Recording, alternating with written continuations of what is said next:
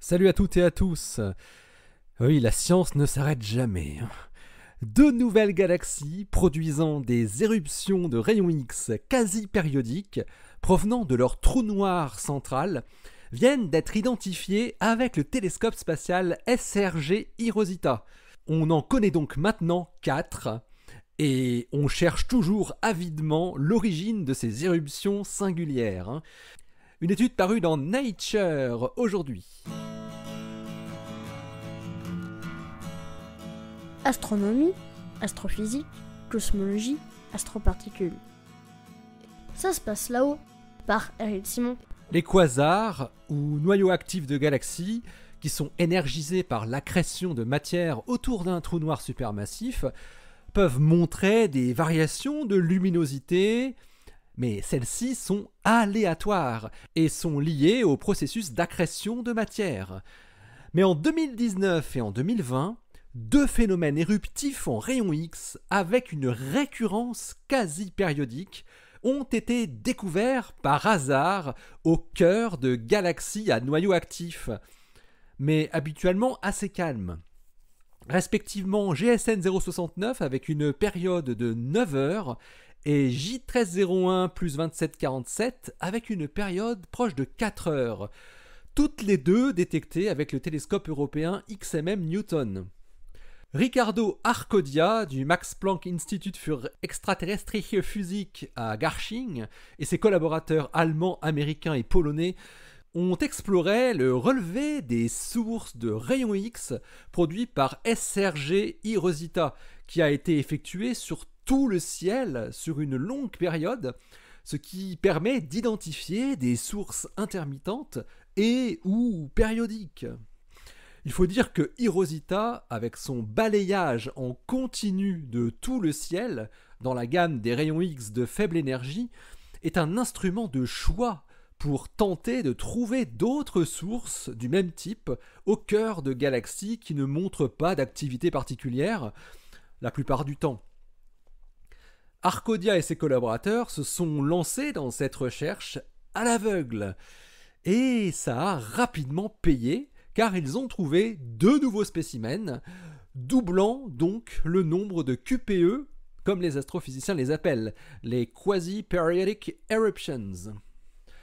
Les deux nouvelles sources découvertes avec Rosita ont montré une variabilité de rayons X de très grande amplitude, en quelques heures seulement, qui a ensuite été très vite confirmée par des observations additionnelles avec XMM Newton et NICER. Contrairement aux deux QPE découverts auparavant, les nouvelles sources découvertes par Arcodia et son équipe, avec Rosita, ne sont pas produites par des galaxies à noyau actif, mais par des galaxies tout à fait calmes.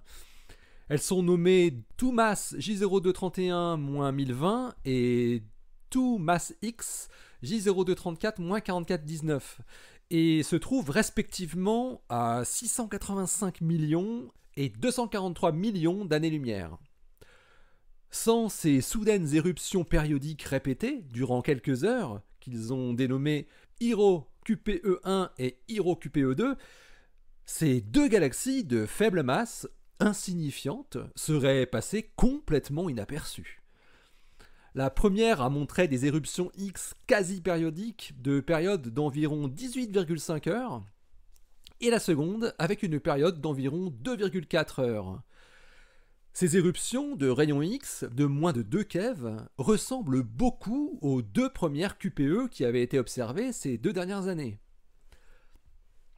Des émissions quasi périodiques de ce type sont généralement associées à des systèmes binaires. Si ces éruptions sont effectivement déclenchées par la présence d'un objet en orbite du trou noir supermassif, les chercheurs ont calculé que sa masse doit être beaucoup plus faible que celle du trou noir, de l'ordre de celle d'une étoile. Il pourrait, par exemple, s'agir d'une naine blanche qui serait partiellement perturbée par les énormes forces de marée à proximité du trou noir à chaque passage. Une idée proposée en 2020. Mais ce n'est qu'une hypothèse, parce qu'à vrai dire, les astrophysiciens ne savent pas quelle est la cause de ces fortes éruptions qui montre un spectre qui est compatible avec une émission thermique de corps noirs. Cette nouvelle découverte de QPE dans des galaxies très calmes indique qu'il n'est pas nécessaire d'avoir le trou noir supermassif entouré d'un disque d'accrétion produisant une forte activité. Mais le spectre X de ces QPE est très similaire à celui de l'émission typique d'un disque d'accrétion. Étrange. Arcodia et ses collaborateurs essayent de tester l'hypothèse de l'étoile en orbite du trou noir massif comme origine de ces QPE. Les astrophysiciens précisent que s'il s'agit bien d'un objet en orbite très rapproché, ils pourraient alors déterminer une information sur les trous noirs massifs qui sont en jeu, leur masse. À partir de la période du signal, considérée comme la période orbitale du couple, du rapport cyclique de l'émission et de l'amplitude de la luminosité X des éruptions, ils peuvent déterminer la masse du trou noir associée à un paramètre de viscosité qui s'appelle alpha.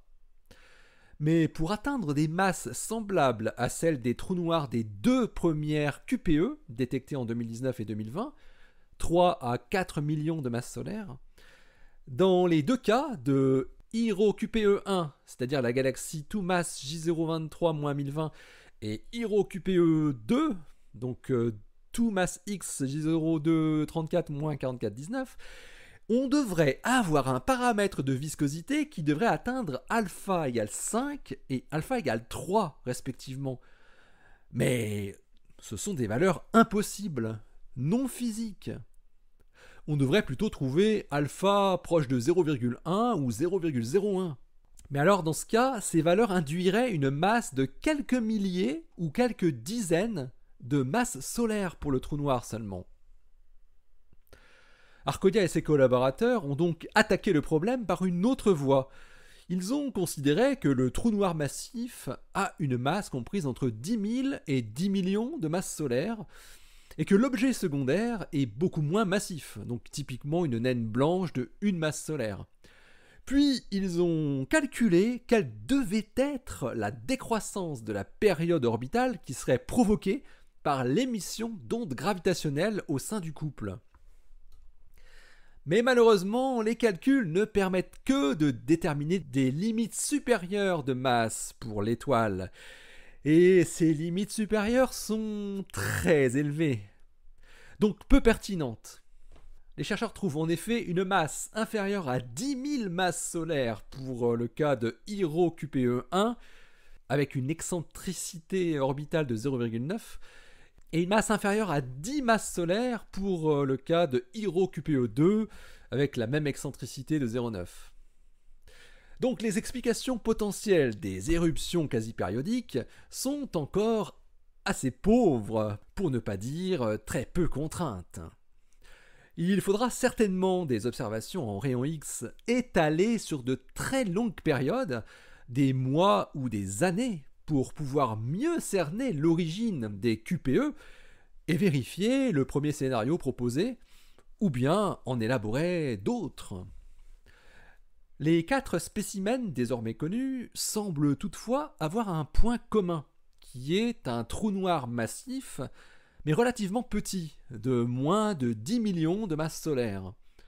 Il sera intéressant de voir avec les prochaines QPE si c'était une coïncidence ou bien un lien de cause à effet. Ces types de couples très asymétriques en masse, s'il s'agit bien de tels couples, pourraient également être observables avec des signaux d'ondes gravitationnelles, avec le futur interféromètre spatial LISA.